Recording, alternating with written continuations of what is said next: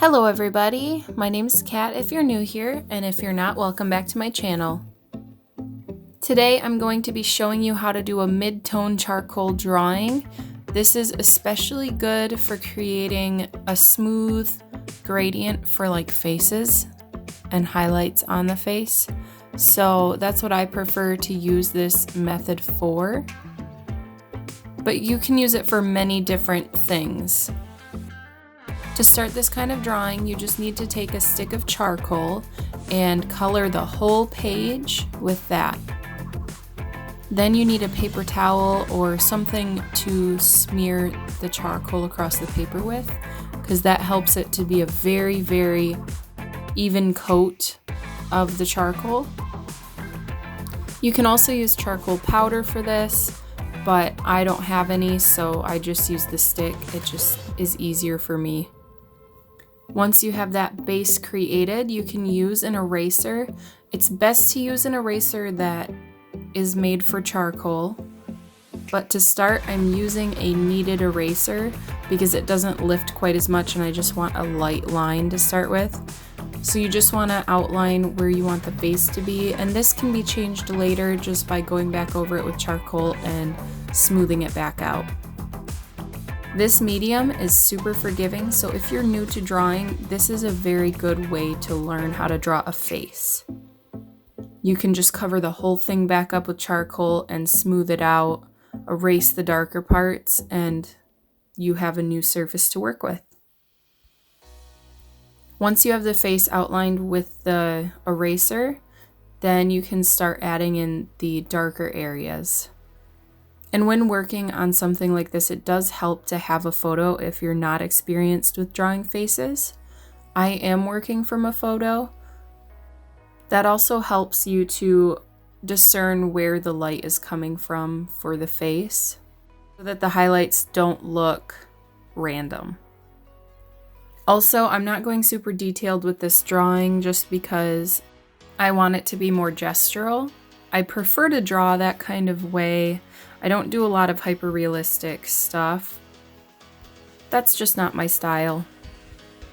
I'm also going to add a little bit more of the charcoal on the outside of the face to create more contrast between the background and the face.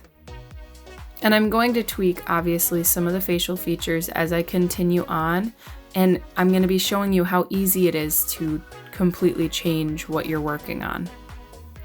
When you're working with charcoal like this and you smudge it out, it does tend to negate any of the darkness that you added to it. So you have to layer and you have to decide where you're not going to smooth it out to make it as dark as you can get it.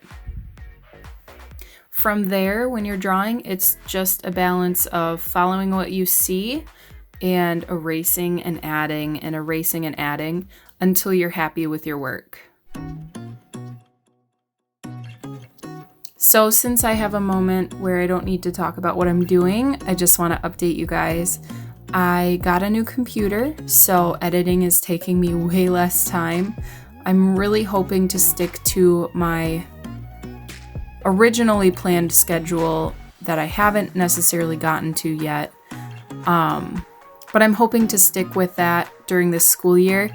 Now that I have new editing software and everything, I think that I'll be able to do it because this is taking way less time to edit than any other video that I've done. So there should be an uptake of videos every week. And I'm excited for that. So keep your eyes open for more videos. Back to the drawing, I just want to talk about what I'm using to blend. I am using paper towel for like larger areas and areas that need to be soft or blended. And then I'm using my paper stub for areas that need to be more sharp on one side. So the crease of the eye is a perfect example of where to use the paper blender. There's a big highlight on the woman's eyelid because that's catching the light more so than other parts of the face. So that's why I decided to use that there. Also on the lip, you can kind of see underneath the top lip is very dark, and then on top of the bottom lip is very bright. Also, the other things that I'm using is just regular charcoal pencils, regular charcoal sticks. I have an eraser over there, but I didn't even use that. And then I'm using a kneaded eraser and a pencil eraser that kind of, you can pop it up and everything. So I really like that because you can use it for detailed erasing.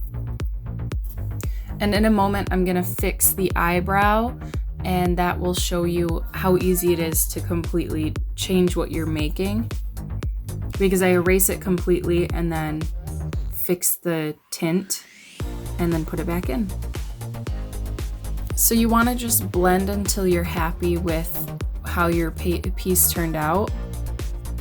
There's a really high contrast between the highlights on her face at the front of her cheek and then that line where it's all of a sudden dark. It's a really high contrast, so it's hard to get that blend correctly, but I think I got it in the end. And then for her hair, she has very curly, tightly wound hair.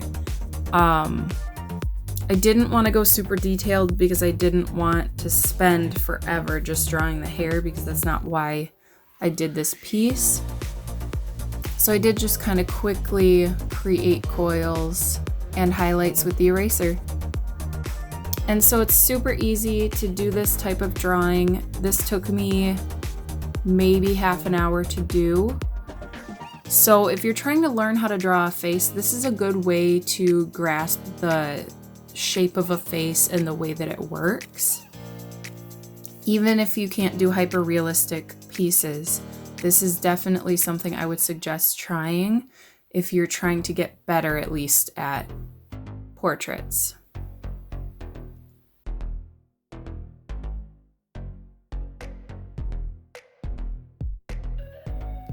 Well, I hope you enjoyed this video. If you have any suggestions for future videos for me, then go ahead and comment those down below. I can do quite a few different things. I work with different mediums.